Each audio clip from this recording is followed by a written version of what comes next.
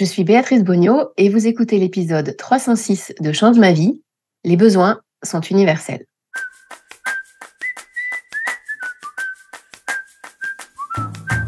Bienvenue sur Change ma vie, outils pour l'esprit. Je suis Clotilde Dussoulier, je suis entrepreneur et master coach certifiée et la créatrice de ce podcast. Avec ma brillante équipe, on vous livre chaque semaine des outils précis et concrets pour comprendre les mécanismes de votre cerveau et de vos émotions et construire exactement la vie à laquelle vous aspirez. Bonjour à toutes, bonjour à tous. Je m'appelle Béatrice Bognaud, je suis l'une des coachs de l'équipe Change ma vie et j'ai donc le privilège d'accompagner les merveilleuses et merveilleux membres de notre programme de coaching, tout en ayant par ailleurs le plaisir de piloter la formation continue de notre formidable équipe de coachs. Aujourd'hui, c'est de nos besoins, c'est de vos besoins que je viens parler avec vous. C'est un sujet vaste dont on ne va pas faire le tour en l'espace d'un épisode de podcast. Ce que j'aimerais pour aujourd'hui, c'est vous donner quelques pistes de réflexion et quelques outils concrets pour mieux identifier, connaître et nourrir vos besoins, mais aussi, pourquoi pas, pour apprendre à entendre ceux des autres au service d'une meilleure qualité de relation. Je vous propose qu'on commence par clarifier ce dont il est question en se demandant d'abord ce que sont les besoins, à quoi ils servent et comment on les identifie. Et ensuite, on verra comment répondre à nos besoins et comment entendre ceux des autres pour créer pour nous et pour le monde des relations plus harmonieuses. Alors, les besoins, qu'est-ce que c'est, à quoi ils servent et comment est-ce qu'on les identifie? Un besoin, c'est ce qui, en moi ou en l'autre, demande à être satisfait pour notre épanouissement. Les besoins sont naturels, ils sont au service de la vie, ils nous maintiennent en vie, ils nous mettent en mouvement, ils sont au cœur de tout ce qui nous anime. Et ils sont universels, ce qui, d'ailleurs, va nous aider à les identifier plus facilement chez les autres. On y reviendra. Il existe différentes listes ou classifications des besoins humains et j'aimerais en évoquer deux avec vous aujourd'hui. D'une part, celle proposée dans les années 1940 par le psychologue américain Abraham Maslow, ça s'écrit M-A-S-L-O-W, et d'autre part, celle de la communication non violente, développée dans les années 1980 par un autre Américain, le psychologue clinicien Marshall Rosenberg, et ça s'écrit R-O-S-E-N-B-E-R-G. Commençons avec la célèbre pyramide de Maslow qui propose une représentation visuelle, en forme de pyramide donc, d'une hiérarchie des besoins. Et je précise que Maslow propose de hiérarchiser les besoins selon les 5 niveaux qu'on va évoquer dans un instant, mais qu'a priori, il n'a jamais représenté lui-même cette hiérarchie sous la forme d'une pyramide. C'est une habitude qui s'est installée par la suite, notamment parce que son postulat de départ, c'est que les besoins situés en bas de la hiérarchie doivent être satisfaits d'abord pour pouvoir ensuite répondre aux besoins suivants situés plus haut dans la hiérarchie. Ce postulat a d'ailleurs été relativisé par Maslow lui-même et par d'autres chercheurs depuis. Une personne peut donc, suivant son caractère, suivant l'évocation, l'éducation qu'elle a reçue, la culture dans laquelle elle évolue et selon les circonstances, être plus ou moins sensible à un besoin particulier, peu importe si les besoins situés plus bas dans la hiérarchie des besoins sont satisfaits ou non. Alors, du bas de la hiérarchie vers le haut, Maslow distingue donc 5 niveaux de besoins. Premier niveau, les besoins physiologiques. Liés à la survie de l'individu et de l'espèce, ce sont des impératifs biologiques vitaux comme manger, boire, dormir, se vêtir, s'abriter, etc. Deuxième niveau, les besoins de sécurité et de protection physique et morale à l'échelle individuelle et à l'échelle familiale ou sociétale. C'est par exemple la sécurité financière, la sécurité de l'emploi, la loi, l'ordre public, la stabilité sociale, la sécurité médicale, etc. Troisième niveau, les besoins sociaux, tels que l'amour, l'amitié, la confiance, l'intimité, mais aussi le besoin d'appartenance à un groupe, à des groupes, que ce soit une famille, une entreprise, un club, une association, une communauté religieuse, politique, culturelle, etc. Quatrième niveau, le besoin de reconnaissance et d'estime de soi, qui renvoie aux besoins de considération, de réputation, de respect, au sentiment aussi d'être utile et d'avoir de la valeur au sein de son environnement. Cinquième niveau, le besoin d'accomplissement et de réalisation de soi. Ce dont il est question ici, c'est d'élévation, de croissance, d'épanouissement personnel, de développement de notre plein potentiel, que ce soit à travers l'art, la connaissance, la spiritualité, le dépassement de soi dans un domaine sportif, l'engagement au service d'une cause comme l'écologie, l'éducation, etc. Pour Maslow, nos besoins non satisfaits nous renseignent sur nos aspirations. Selon lui, ces besoins non satisfaits créent des tensions et de ces tensions naissent nos motivations en tant qu'être humain. Et ça explique par exemple que la hiérarchie des besoins proposée par Maslow soit enseignée notamment dans les écoles de commerce et de marketing pour étudier et analyser le comportement des consommateurs, ou encore dans les formations de management pour appréhender les sources de motivation des salariés. Pour illustrer cette notion de hiérarchie des besoins dans le monde professionnel, on pourrait imaginer que les besoins physiologiques, c'est par exemple avoir un salaire permettant de vivre décemment, de payer son loyer, de mettre des repas sur la table, de s'acheter des vêtements, etc. Que les besoins de sécurité et de protection, c'est par exemple posséder une stabilité d'emploi, un environnement de travail sécurisant, des conditions de travail saines, c'est aussi se sentir protégé par l'entreprise. Que les besoins d'appartenance ou besoins sociaux, c'est par exemple être intégré dans un groupe de collègues, être informé régulièrement de la vie de l'entreprise, adhérer aussi aux valeurs de l'entreprise. Que les besoins d'estime de soi et de reconnaissance, c'est par exemple être reconnu par son manager, par ses collègues, par ses clients ou ses clientes. C'est exercer un métier utile, posséder un titre valorisant, exercer dans un espace de travail prestigieux. Et que, pour finir, les besoins d'accomplissement de soi, c'est par exemple, selon les individus, atteindre des objectifs particulièrement difficiles, résoudre des problèmes complexes, se perfectionner, devenir un ou une experte dans son domaine, développer des nouvelles compétences, sortir de sa zone de confort, ou encore évoluer hiérarchiquement, être autonome dans son poste, par exemple. Voilà maintenant quelques questions que je vous encourage à vous poser pour vous aider à identifier et à mieux connaître vos besoins à vous. Qu'est-ce que ça veut dire concrètement pour vous répondre à vos besoins physiologiques et à vos besoins de sécurité et à vos besoins d'appartenance, à vos besoins d'estime, à vos besoins d'accomplissement de vie dans ce domaine de vie? Quels sont les besoins que vous nourrissez déjà? Et comment est-ce que vous pouvez créer plus de ça pour vous dans votre quotidien? Quels sont, à l'inverse, les besoins qui ne sont pas ou pas suffisamment nourris pour vous aujourd'hui et que vous souhaitez nourrir davantage? Quels sont les leviers qu'il est en votre pouvoir d'actionner pour nourrir davantage ces besoins-là? Bien sûr, ces quelques questions d'exploration s'appliquent tout aussi bien à vos autres domaines de vie, personnel, amical, familial, social, parental, etc. Que vous cherchiez à mieux appréhender les sources de votre motivation professionnelle, à améliorer votre bien-être au travail, que vous cherchiez à améliorer votre relation de couple ou votre parentalité, quel que soit le domaine de vie dans lequel vous avez envie d'évoluer, répondre à ces questions va vous aider à dessiner plus précisément les contours de la vision de ce que vous voulez créer pour vous dans ce domaine de vie. Et dès lors que vous êtes en mesure d'identifier vos besoins, il est plus facile de vous proposer d'y répondre.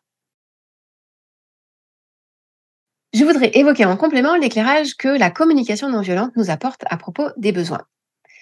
La communication non violente, ou CNV, vous le savez peut-être, se définit souvent comme un processus, un langage, voire un art de vivre en lien avec soi-même et les autres.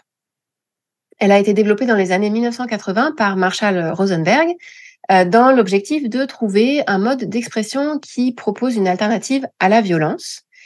Et l'intention de la CNV, c'est de créer une qualité de relation et d'empathie avec soi et avec les autres qui permettent justement de satisfaire les besoins fondamentaux de chacun et de chacune d'une manière harmonieuse et pacifique. Les besoins sont donc au cœur du processus de la CNV et Marshall Rosenberg dit volontiers qu'il y a essentiellement 3 familles de besoins. Les besoins de subsistance, les besoins de liens sociaux et les besoins de spiritualité.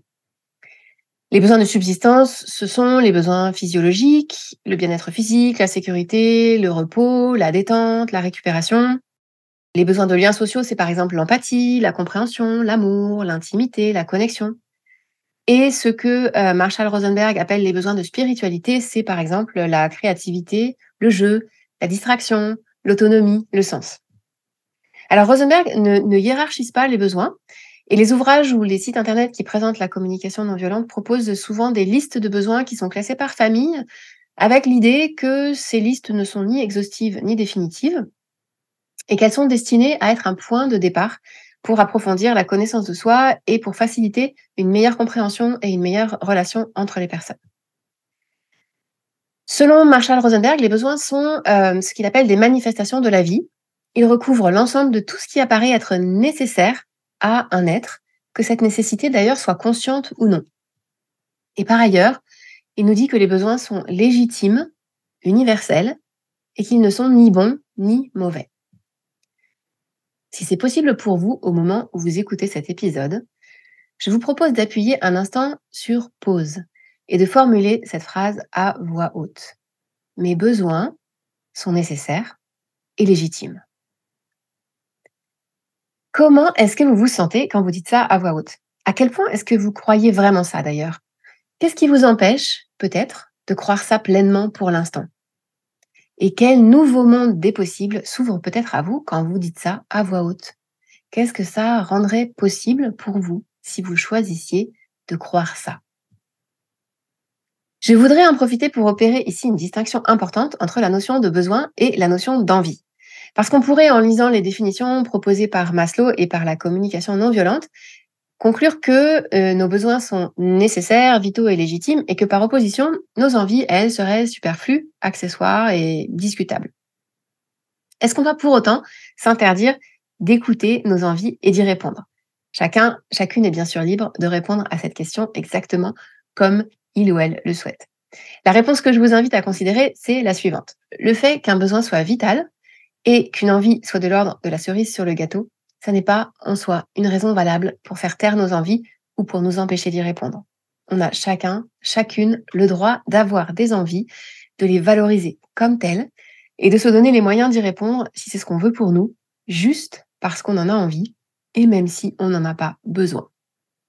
Par exemple, j'ai besoin de m'alimenter pour donner à mon corps l'énergie et les nutriments qui sont littéralement nécessaires à sa survie. Est-ce que j'ai besoin de ce dessert à la fin de mon repas? Au sens strict du terme, non. Est-ce que j'en ai envie? Peut-être. Est-ce que je veux m'autoriser à répondre à mon envie? Peut-être. La seule personne qui a autorité en la matière pour répondre à cette question, eh bien, c'est moi.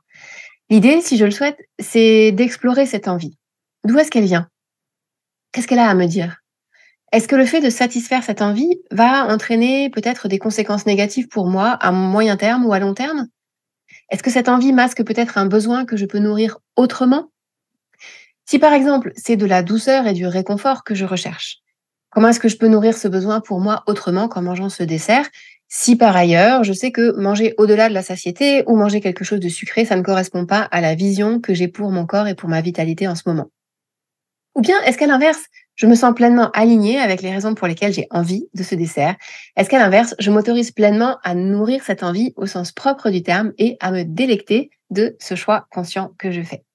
À toutes les étapes du processus, c'est vous qui êtes aux commandes et il n'y a évidemment ni bonne ni mauvaise décision.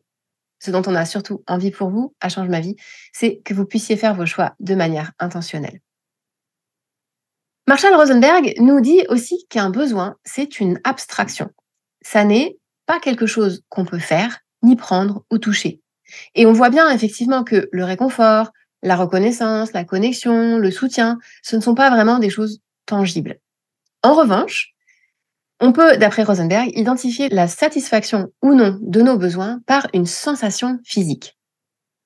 Alors, il y a bien sûr les sensations physiques telles que la faim, la soif, le froid, le chaud, la fatigue, la chaleur, la douleur, qui nous renseignent sur des besoins physiologiques primaires, qui demandent à être entendus et nourris pour assurer notre survie au sens premier du terme, la survie de notre organisme, la survie de notre enveloppe corporelle. Ça peut paraître basique de manger quand on a faim, de boire quand on a soif, de se reposer ou de dormir quand on se sent fatigué.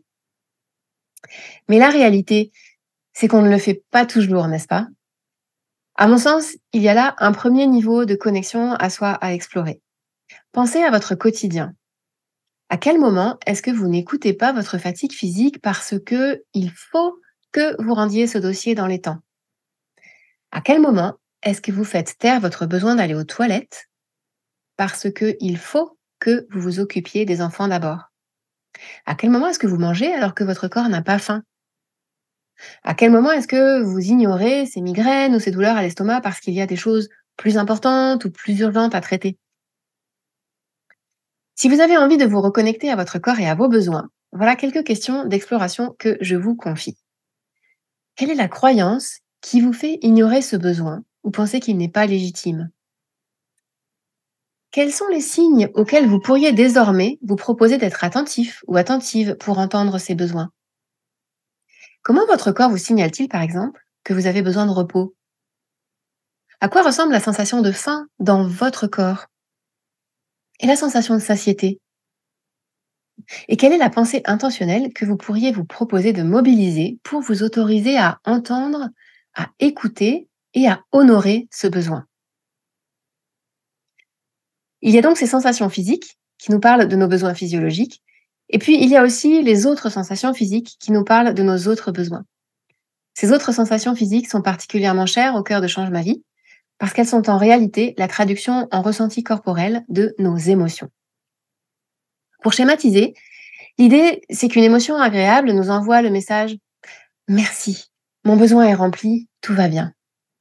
Alors qu'une émotion désagréable nous interpelle, au contraire, comme pour nous dire: eh, dis donc, mon besoin n'est pas satisfait là, si on allait regarder ça de plus près. Et plus ce qu'on ressent est intense, plus ça parle d'un besoin important pour nous.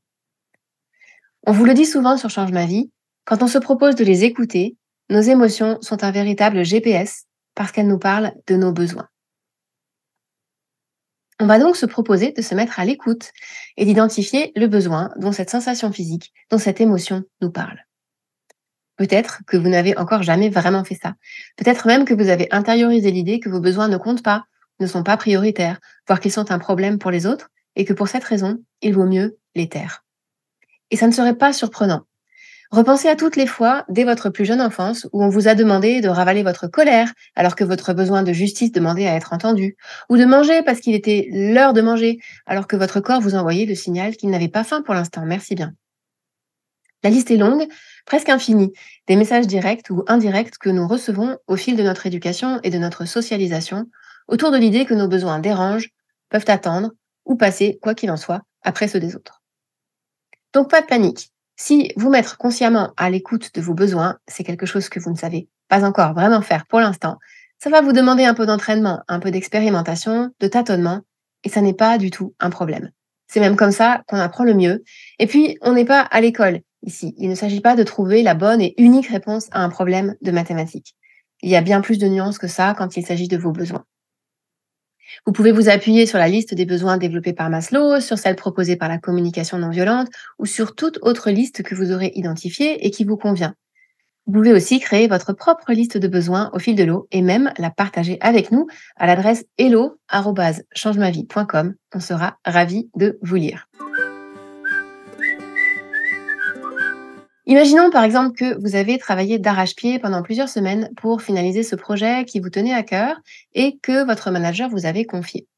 Vous êtes hyper fier du résultat, vous avez remis le projet à votre manager, elle ne vous a fait aucun retour pour l'instant, et lors de la réunion d'équipe, elle ne dit pas un mot à ce sujet non plus. Qu'est-ce qui se joue pour vous à ce moment-là? Peut-être que vous vous sentez simplement curieux ou curieuse et que votre curiosité vous parle de votre besoin d'être informé sur le calendrier. Vous aimeriez savoir quand votre manager a prévu de prendre connaissance de votre travail et de vous faire un retour. Peut-être que vous vous sentez déçu et que votre déception vous parle de votre besoin de reconnaissance. Vous aimeriez que votre travail soit reconnu, présenté, discuté, valorisé. Peut-être que vous vous sentez inquiet ou inquiète et que votre inquiétude vous parle de votre besoin de réassurance et de validation. Vous aimeriez avoir la confirmation que votre travail répond aux attentes, que votre manager est satisfaite et que votre place au sein de l'équipe ou de l'entreprise n'est pas remise en question. Vous voyez qu'en fonction de l'interprétation que vous faites de la situation, vous allez créer pour vous un carburant émotionnel spécifique qui, en miroir, vous renseigne sur vos besoins. Imaginons maintenant qu'une amie vous contacte pour vous demander un service. Qu'est-ce qui se joue pour vous à ce moment-là? Peut-être que vous ressentez une joie intense et que votre joie vous parle de votre besoin de contribution pleinement nourri dans cette situation. Peut-être que vous ressentez de la fierté et que votre fierté vous renseigne sur votre besoin de reconnaissance pleinement nourri, là aussi, dans cette situation. Peut-être qu'à l'inverse, vous ressentez une forme de contrariété ou d'agacement parce que vous vous dites que les choses vont toujours dans le même sens et que cette personne ne vous contacte que quand elle a besoin d'un service. Et dans ce cas, c'est peut-être votre besoin de réciprocité qui s'exprime à travers votre contrariété. Vous voyez là encore que le langage des émotions et des besoins est plein de nuances et qu'il y a rarement la bonne réponse valable dans toutes les situations et pour tous les individus. Vous mettre à l'écoute de vos émotions, apprendre à identifier vos besoins, c'est en tout cas l'étape indispensable pour ensuite vous proposer de répondre à vos besoins. Sans grande surprise, quand on sait où on veut aller, il est ensuite plus facile d'identifier à la fois le chemin le plus direct ou le plus plaisant pour s'y rendre et le moyen de transport qu'on veut privilégier pour le voyage. Alors justement, vient maintenant le moment de choisir la stratégie pour répondre à votre besoin, c'est-à-dire le moment d'identifier quelque chose que l'on peut faire ou mettre en place et qui implique l'action d'une autre personne ou de moi-même pour satisfaire mon ou mes besoins. La bonne nouvelle, c'est qu'effectivement, on va pouvoir choisir sa stratégie parce qu'il y a la plupart du temps 1001 manières, 1001 solutions, 1001 stratégies pour nourrir un même besoin. Il arrive d'ailleurs souvent qu'un besoin demande plus à être reconnu et entendu que réellement satisfait. Quand notre besoin est reconnu et entendu, quelque chose s'apaise en nous et une détente corporelle se produit. Je précise que ça n'est pas une invitation à vous résigner, à voir vos besoins certes reconnus et entendus, mais jamais satisfaits. Je vous propose plutôt d'y voir une invitation à vous rappeler le pouvoir de l'écoute, y compris le pouvoir de l'écoute que vous pouvez vous offrir à vous-même. La question que je vous encourage à vous poser en premier lieu, c'est en effet, comment est-ce que je peux nourrir moi-même mon besoin? Lorsque je constate, par exemple, que j'ai besoin de reconnaissance, de réassurance ou de validation en lien avec le projet professionnel sur lequel je travaille, comment est-ce que je peux créer ça pour moi? Comment est-ce que je peux, pour commencer, m'apporter ma reconnaissance, ma réassurance, ma validation? Et comment est-ce que je peux par ailleurs contribuer à créer les conditions dans lesquelles mon travail et ma contribution sont davantage visibles, lisibles, identifiables, reconnaissables par ma hiérarchie, mon équipe, mes collègues, mes clients ou mes clientes? Il y a quelques jours, une des membres de notre programme de coaching nous écrivait: je sais qu'une des solutions, ce serait de m'apporter à moi-même ce dont j'ai besoin et de ne pas l'attendre des autres. Mais dans cette situation, c'est compliqué. Je voudrais donc vous proposer un exemple personnel pour illustrer ce à quoi ça peut ressembler et ce en quoi, surtout, ça peut être assez simple. Tout récemment, j'avais appris dans l'après-midi une nouvelle à propos de la santé d'un de mes proches qui avait particulièrement activé mon système nerveux. J'avais ressenti de la peur, de l'inquiétude, de l'agitation et des tas d'autres émotions désagréables. J'avais beaucoup ruminé, j'avais déroulé des scénarios du pire en me projetant dans l'avenir et je m'étais aussi remémoré des épisodes difficiles de mon passé pas si lointain. Et en rentrant chez moi, je ressentais un besoin énorme de déposer tout ce magma pour me soulager. J'ai fini par sortir mon carnet et mon stylo et par faire un long flot de pensées comme Clotilde en parle dans l'épisode 46, le flot de pensées. J'ai remarqué assez rapidement que j'avais beaucoup de pensées de ressentiment autour de l'idée qu'on ne m'apportait pas cette écoute et ce soutien dont j'avais terriblement besoin. Et à ce moment-là, j'ai pensé à cet épisode du podcast que j'étais en train de préparer pour vous et dans lequel je voulais vous proposer cette idée que la première personne est parfois la meilleure pour nourrir notre besoin, eh bien, c'est nous. C'était pour ainsi dire le moment de la mise en pratique pour moi, le moment de faire ce que je m'apprêtais à vous proposer de faire. Et du coup, je me suis demandé, bon, eh bien, à quoi est-ce que ça peut ressembler, là, tout de suite, maintenant, de t'apporter ce dont tu as besoin? Alors, j'ai repris mon stylo et tout simplement, j'ai écrit les mots suivants. J'ai eu peur. J'ai cru que quelque chose de très grave se passait ou allait se passer. Ça m'a rappelé des souvenirs douloureux. J'ai vraiment eu très peur. Et puis, j'ai écrit, ce que je ressens, c'est valide, c'est légitime, c'est réel, c'est vrai pour moi. Et j'ai relu cette dernière phrase. Et là, j'ai senti quelque chose physiquement se relâcher en moi.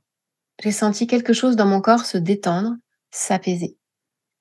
Et ce qui venait de se passer, c'est que je venais de m'apporter l'écoute, la validation, le soutien en réalité dont j'avais besoin et que j'attendais pour l'instant de personnes extérieures. Est-ce que pour autant, tout le reste de ce que je percevais comme un problème a disparu d'un seul coup? Bien sûr que non.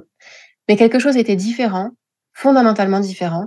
Je me sentais mieux, plus ancrée, plus apaisée. Alors, je ne vous demande pas de me croire sur parole. Je vous propose plutôt d'essayer à votre tour d'explorer à quoi est-ce que ça pourrait ressembler pour vous si, en réalité, c'était plus simple que vous ne le pensez de vous apporter ce dont vous avez besoin. Reprenons pour finir ici l'exemple de votre ami qui vous appelle pour vous demander un service.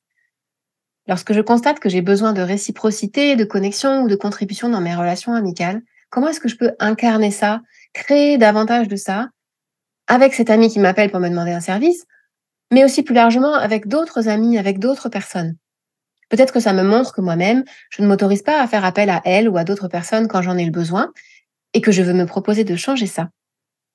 Peut-être que la relation que j'entretiens avec cet ami qui m'appelle pour me demander un service est suffisamment enrichissante et précieuse par ailleurs pour moi et que je peux nourrir mon besoin de réciprocité autrement, dans un autre cadre. Peut-être qu'à l'inverse, c'est non négociable pour moi, auquel cas, je vais peut-être faire le choix de quitter cette relation ou avant ça, d'exprimer mon besoin. Parce qu'effectivement, une autre stratégie envisageable pour apporter une réponse à nos besoins, eh bien, ça peut être d'exprimer notre besoin et ou de formuler une demande à l'autre. En m'entendant dire ça, vous êtes peut-être en train de formuler pour vous-même certaines objections. Oui, mais si je fais ça, est-ce que les autres ne vont pas se sentir agacés ou dérangés par mes besoins? Est-ce que les autres ne vont pas m'aimer moins ou même me rejeter? Et s'ils me disent non, est-ce que ça ne va pas remettre en question toute notre relation? Ou encore, oui, mais si je fais ça, est-ce que ça ne revient pas à attendre ou à exiger quelque chose de l'autre personne, autrement dit à avoir un manuel pour l'autre? Pour mémoire, ce fameux manuel dont Clotilde parle dans l'épisode 54, le manuel, c'est une sorte de mode d'emploi implicite qu'on a tous et toutes en tête à propos des personnes qui nous entourent. Ce manuel liste l'ensemble des choses qu'on pense qu'on a besoin que ces personnes fassent ou disent, l'ensemble des choses qu'on attend que ces personnes fassent ou disent pour que nous, on puisse enfin se sentir bien. Autre objection que vous êtes peut-être en train de formuler pour vous, oui, mais si j'exprime un besoin, si je formule une demande, est-ce que je ne suis pas en train de m'exposer, de me rendre vulnérable, de me placer dans une position d'infériorité, de faiblesse, de dépendance envers l'autre? En anglais, il y a cet adjectif needy. Son radical est le même que celui du verbe to need, qui signifie avoir besoin d'eux, mais la tonalité de ce mot est plutôt péjorative. Être needy, c'est s'exprimer depuis le manque de, l'absence de, et vous n'avez peut-être pas envie de ça. Et donc, peut-être que vous vous dites, oui, mais si je demande à ma manager, à mon ami, à mon fils, à ma conjointe de répondre à mon besoin à ma place, je suis peut-être en train de créer les conditions de ma dépendance émotionnelle et d'essayer de les contrôler parce que je pense que le seul moyen pour moi de me sentir bien, c'est qu'il ou elle réponde à ma demande en nourrissant mon besoin. Et si vous voulez en savoir plus sur cette notion d'indépendance émotionnelle, Clotilde vous en parle dès l'épisode 8, l'indépendance émotionnelle, puis dans la mini-série constituée par l'épisode 162 et l'épisode 163, fausses idées sur l'indépendance émotionnelle, et plus récemment dans l'épisode 297, l'indépendance émotionnelle question-réponse, c'est ma collègue Claire Huginet qui répond aux questions que vous vous posez à ce sujet. Alors la première chose que je voudrais clarifier, c'est qu'en soi, il n'y a évidemment aucun problème à avoir besoin d'eux, à dire qu'on a besoin d'eux et encore moins à demander l'aide dont on pense qu'on a besoin. On l'a vu, avoir des besoins, c'est naturel et en réalité, il y aurait sans aucun doute moins de personnes en burn-out, que ce soit professionnel, relationnel ou parental, si on s'autorisait plus souvent à dire j'ai besoin d'eux et à demander de l'aide sans se juger pour ça. La deuxième chose, c'est que répondre non à une demande, ça n'est pas du tout la même chose que rejeter, abandonner ou trahir la personne qui formule la demande. C'est poser une limite, c'est dire ce qui est OK pour nous et ce qui ne l'est pas. C'est peut-être aussi se dire oui à soi-même. Et ça n'a rien à voir avec aimer ou non la personne à qui on dit non. Il y a cette citation magnifique de Byron Katie qui dit « I love you and no ». Je t'aime et non. Et la troisième chose, c'est que fondamentalement, l'être humain aime contribuer et recherche la connexion. Une relation d'interdépendance construite sur le respect mutuel et dans laquelle on se sait suffisamment en sécurité pour exprimer nos besoins avec authenticité et vulnérabilité, c'est quelque chose d'extraordinaire et d'extraordinairement précieux. Mais on peut sans doute s'accorder sur le fait qu'on ne va ni pouvoir ni vouloir, en réalité, créer cette qualité de relation avec tous les humains qui nous entourent. Et par conséquent, ma recommandation, si vous choisissez d'exprimer votre besoin ou de formuler une demande, c'est d'être intentionnel dans la manière de le faire. Et être intentionnel, ça veut dire qu'on va se proposer de choisir le carburant émotionnel depuis lequel on exprime notre besoin et notre demande. Si je choisis, par exemple, de parler à ma manager de mon besoin d'information, de reconnaissance, de validation ou de réassurance, avoir cette conversation en étant encore dans la déception, dans l'inquiétude, voire dans le ressentiment ou la colère, ça risque de ne pas être très favorable. Alors, pour éviter ça, la communication non violente nous propose de repenser à une situation dans laquelle ce besoin que nous voulons nourrir était satisfait. Peu importe, d'ailleurs, que la situation soit réelle ou imaginaire. Et ensuite, depuis cet espace plein, depuis cet espace d'abondance, depuis cet espace dans lequel je me sens reconnue, informée, validée, rassurée, ne serait-ce que par moi-même, vous vous rappelez, eh bien, je peux formuler une demande. Qu'est-ce que ça changerait pour vous, d'après vous, dans la manière dont vous vous adressez à votre manager? Et un petit truc que la communication non violente recommande, c'est d'ailleurs de privilégier une formulation de l'ordre de j'ai besoin de plutôt que la formulation j'ai besoin que tu. Quand je dis à mon ami qui m'appelle pour me demander un service, j'adore être là pour toi et j'ai aussi besoin de faire exister notre relation en dehors de ces moments où je t'apporte mon soutien, eh bien, je n'exige rien. Je ne suis pas en train de lui dire j'ai besoin que tu m'appelles plus souvent, j'ai besoin que tu m'appelles sans me demander un service, j'ai besoin que tu me dises que je compte pour toi, même quand tu n'as rien à me demander. Je lui offre simplement l'opportunité de répondre aux besoins de réciprocité que je formule et je sais aussi que je peux identifier de multiples autres stratégies pour répondre à mon besoin, y compris, encore une fois, si c'est ce que je souhaite, la stratégie qui consiste à quitter la relation. Et si avoir des conversations comme celle-là vous fait peur ou vous semble carrément insurmontable, eh bien, je vous encourage à aller écouter ou réécouter l'épisode 269, Oser dire les choses, et l'épisode 192, La peur du conflit.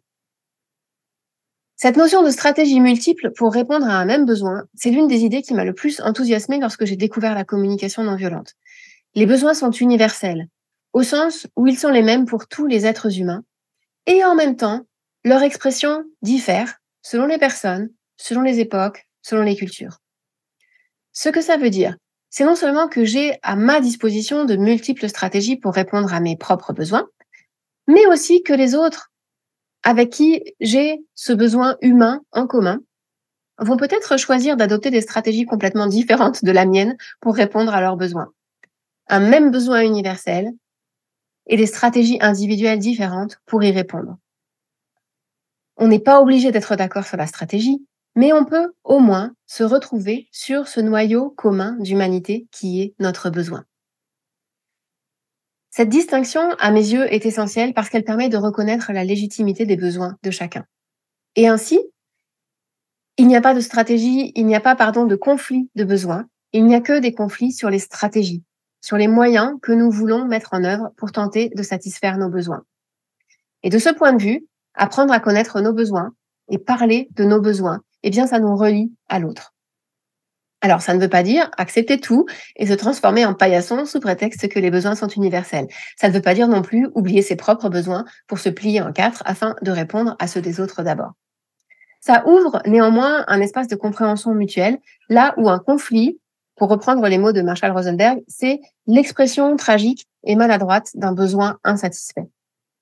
Savoir que l'autre, dans ce qu'il dit ou ne dit pas, dans ce qu'elle fait ou ne fait pas, parle en réalité de ses besoins. Ça peut me donner, si je le souhaite, une clé de compréhension pour l'accueillir là où il en est, là où elle en est. Parce que la plupart du temps, l'autre n'est pas mon ennemi. Qu'est-ce que ça changerait dans ma manière d'écouter ou de répondre si ça n'était pas l'autre contre moi, mais l'autre et moi contre le problème qu'on cherche à résoudre. L'autre et moi au service de notre mission d'entreprise, au service de notre couple, au service de notre amitié, au service de notre famille ou de notre relation. En apprenant à mieux connaître mes besoins, je peux, si je le souhaite, apprendre à entendre aussi ceux de l'autre, à lire son comportement comme une sorte de symptôme, comme une forme d'expression de ses besoins, à lui ou à elle.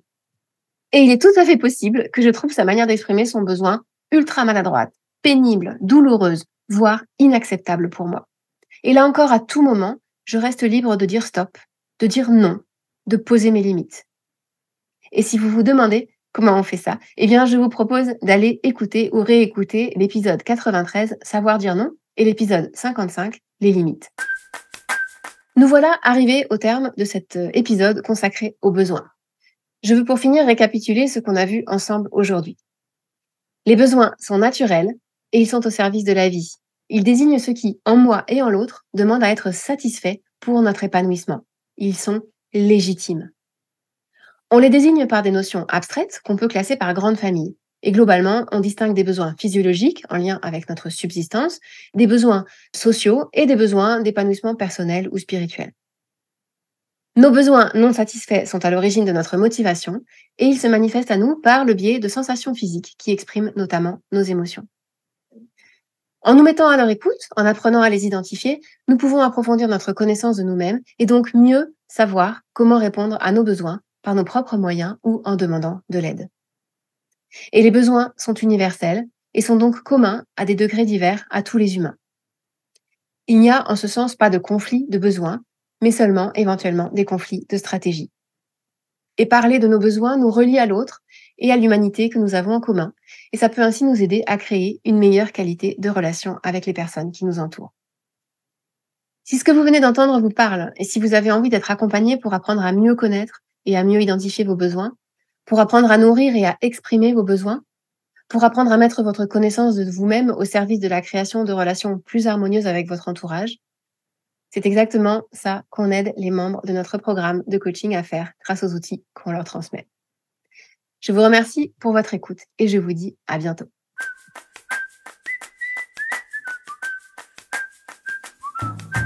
Si vous aimez Change ma vie, vous allez adorer Change ma vie mode d'emploi.